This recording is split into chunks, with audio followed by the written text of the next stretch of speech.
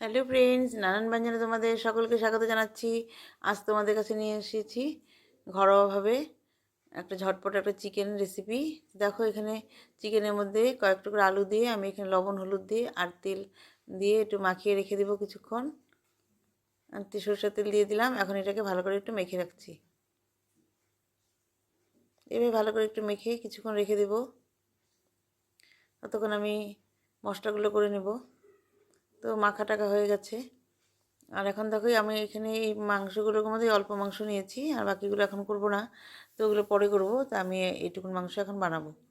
তো এখন দেখো, এখানে আমি কাঁচা লঙ্কা, আদা আর এই যে রসুন পেঁয়াজ এগুলো সব একসঙ্গে পেস্ট করে নেব। তো সব দিয়ে দিলাম। এখন আমি এগুলোকে পেস্ট করে নিচ্ছি। আর এখন দেখো, কড়াইতে তেল দিয়ে দিলাম। তেল দিয়ে এখন এর মধ্যে দিয়ে দেবো হচ্ছে তেজপাতা, দারচিনি, এলাচ আর হচ্ছে লং দিয়ে দিলাম। দিয়ে এখন এর মধ্যে পেঁয়াজ কুচি দিয়ে দিলাম। পেঁয়াজ কুচি দিয়ে একটু ভেজে নেব। আজকে একটু এই মানে একটু অন্যভাবে বানাচ্ছি আর কি। তো এইভাবে একটু এটাকে ভেজে নিয়ে তারপর এখানে এর মধ্যে ক্যাপসিকাম আর টমেটোটা দিয়ে দিলাম। ক্যাপসিকাম টমেটোটা একটু ভেজে নেব। দেখো, এখন আমি এর মধ্যে যে পেস্টটা বানিয়েছিলাম আদা কাঁচা লঙ্কা আর দিয়ে আর পেঁয়াজ দিয়ে রসুন দিয়ে সেটা আমি দিয়ে দিলাম। এখন ভালো করে এখন এর মধ্যে মিশিয়ে নিচ্ছি। তো মিশিয়ে নিয়ে এখন আর আমি এর মধ্যে কিছু দেব না। তাই একটু ভালো করে একটু ভেজে নিচ্ছি। ভেজে নিয়ে এখন এর মধ্যে চিকেনগুলো তো লবণ হলুদ মাখানো আছে সেটা দিয়ে দিলাম। পরে যদি লবণ লাগে তাহলে অল্প দেব, নাহলে দেব না। এখন লবণ হলুদ দিয়ে এখন এই মশলাটার সঙ্গে ভালো করে মিশিয়ে নিচ্ছি। তো এইভাবে ভালো করে চিকেনটাকে ভালো করে এর মধ্যে মিশিয়ে নিয়ে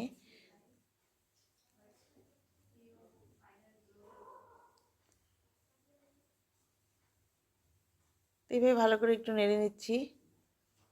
তো এইভাবে মানে হঠাৎ করে ভাবলাম যে এইভাবেই রান্না করি, দেখি না ভালোই লেগেছে খেতে। মানে একটু টেস্ট করেছিলাম আর কি। তা এখন এইভাবে এখন ঢেকে রাখবো কিছুক্ষণ। কিছুক্ষণ ঢেকে রেখে দেখো কষা কষা কষা হয়ে গেছে। এখন এর মধ্যে যে জিরে জিরে আর ধনের গুঁড়োটা দিয়ে দিলাম। আর অল্প সামান্য একটু লঙ্কার গুঁড়ো দিয়েছি, অল্প সামান্য। তো দিয়ে এখন এটা ভালো করে মিশিয়ে নিচ্ছি। এভাবে ভালো করে মিশিয়ে নিয়ে ভাজা ভাজা হয়ে গেছে। এখন আবার একটু ঢেকে দিলাম, আবার একটু মজিয়ে নেব। দেখো, এখন উঠিয়ে নিয়ে এখন এর মধ্যে একটু কাশ্মীরি মির্চি দিয়ে দিচ্ছি। একটু কাশ্মীরি লাল লঙ্কার গুঁড়ো আর কি দিয়ে দিলাম। দিয়ে এখন একটু ভালো করে মিশিয়ে নেব। এখন এইভাবে ভালো করে মিশিয়ে নিয়ে এখন এটাকে দেখো একদম মানে তেল বেরিয়ে গেছে মশলার থেকে।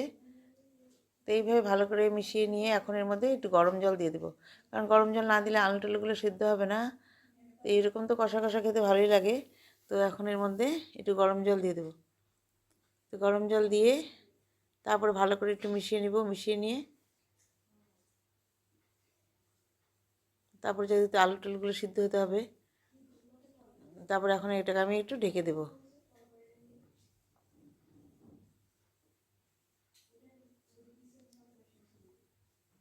এখন ভালো করে মিলিয়ে নিলাম।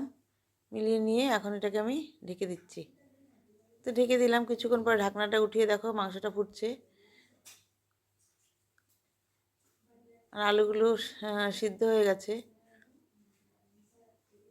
তো এইভাবে ভালো করে মিশিয়ে নিয়ে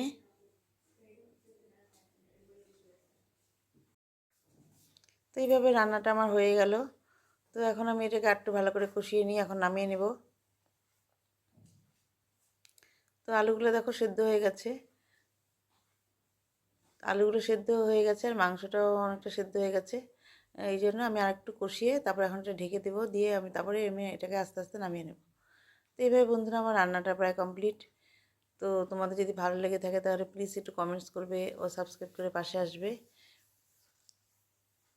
তো এখন দেখো, আমি মাংসটাকে একটু কষিয়ে নিয়ে তারপর আমি এটাকে নামিয়ে নেব। দেখো, আমি এখন এটাকে সার্ভ করে দিলাম, একদম কষিয়ে ফেলছি মাংসটাকে। তো এইভাবে আমার রান্নাটা হয়ে গেল। বন্ধুরা, তোমরা সবাই ভালো থেকো এবং সুস্থ থেকো, সবাই আমার পাশে থেকো। নমস্কার।